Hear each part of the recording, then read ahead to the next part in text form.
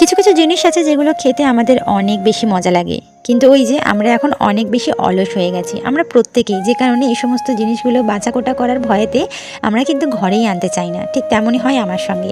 এই সমস্ত লতি, তারপরে কচু, এগুলো কিন্তু পরিষ্কার করতে বাছতে করতে অনেকটা সময় লাগে, যেই জন্য আমরা কিন্তু রান্না খাওয়াই ভুলে গেছি। তবে আমার শাশুড়ি মা আছেন বলেই কিন্তু আমাদের খাওয়া হয় বলতে পারো।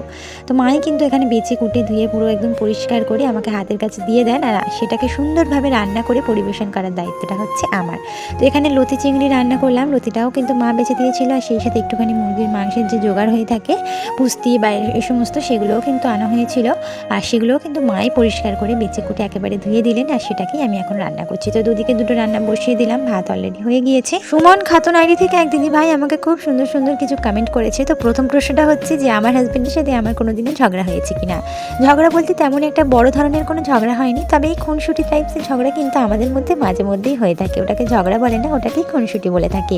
সেই সাথে আরেকটা প্রশ্ন আমাকে করেছে যে আমরা ক ভাই বোন। তো আমরা হচ্ছে 8 ভাই বোন, আমরা হচ্ছে 5 বোন আর 3 ভাই, সবার থেকে আমি ছোট।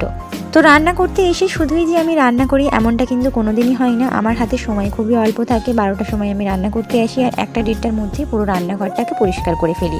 তাই একদিকে রান্না বসাই, একদিকে পোছাপুছি করে থাকি, বা বলতে পারে একদিকে ক্লিনিংয়ের কাজ চলতে থাকে, আর কিছু বাজার সদা করানোর থাকলে সেগুলো কিন্তু করিয়ে নিয়ে গুছিয়ে ফেলি। তো এইভাবেই কিন্তু একা হাতে সমস্তটা ম্যানেজ করি। তো ব্যাস এভাবেই আজকের দুদিকে দুটো তরকারি বানিয়ে নিলাম, আর তারপরেই কিন্তু গোসল শেষ করে নামাজ করে খাওয়া দাওয়া করে এভাবেই আজকে সারাটা দিন কাটিয়ে নিলাম।